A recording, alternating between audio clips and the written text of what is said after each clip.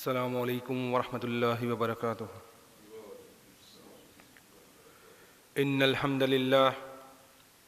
नहमदुहु व नस्तईनुहु व नस्तगफिरुहु व नऊज़ु बिल्लाहि मिन शुरूरि अनफुसिना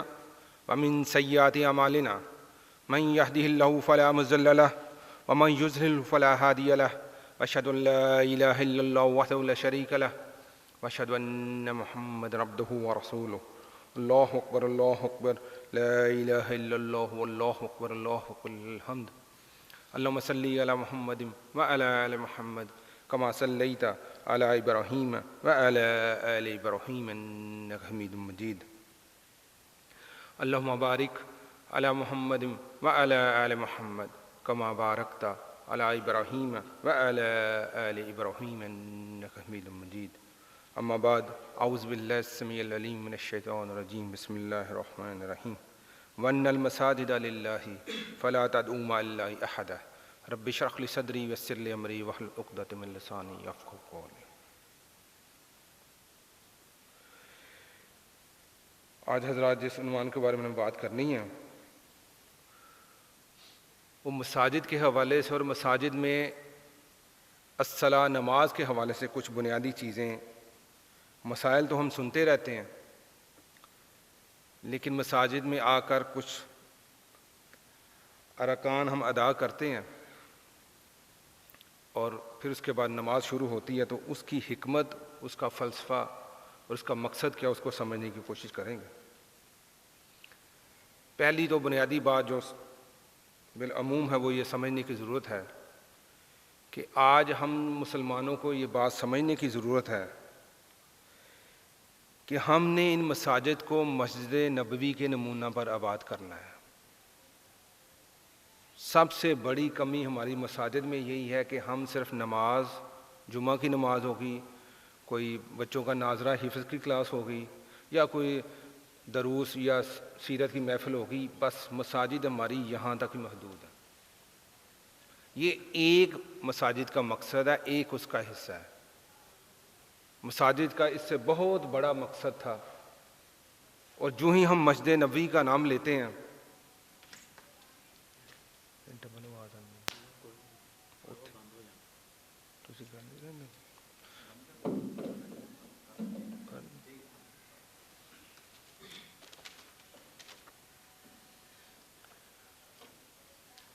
तो जो ही हम समझते हैं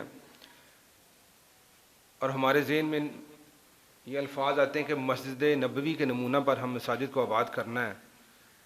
तो मेरे ख्याल में हर बंदे के ज़हन में एक नक्शा आ जाता है कि मस्जिद नबवी में हर चीज़ का, एक ज़िंदा इंसान को जिस चीज़ की ज़रूरत होती उसका बंदोबस्त होता था, उसके मसाइल डिस्कस होते थे, वहाँ पर हर चीज़ वहाँ पर बात होती थी, और उन मसाजिद के साथ ही लोग जुड़कर अपने सारे मसाइल का हल निकालते थे। चाहे वो रोज़गार का मसला हो, चाहे वो जंग पे जाना हो, चाहे कोई मुसीबत आ गई हो उसका बात करनी हो, चाहे वैसे को मुशावरत करनी हो, को खुशी हो, गमी हो, कोई भी मामला हो, हर चीज़ का ताल्लुक मस्जिद के साथ था। तो जब तक मसाजिद को इस तरह आबाद नहीं करेंगे तब तक मसाजिद का असल मकसद हासिल नहीं होगा। अब चलें इन मसाजिद का मकसद में, मकासद में से एक मकसद हम जो हम नमाज पढ़ने आते हैं, चाहे वो जुमा की नमाज पढ़ने आए या 5 नमाजें हैं, तो उसके हवाले से चंद बातें आपके सामने रखूंगा। पहली बात बुनियादी ये समझ ली कि अभी अजान हुई है, तो रोज़ाना 5 अजानें भी हो रही हैं। इन अजानों का मकसद क्या है?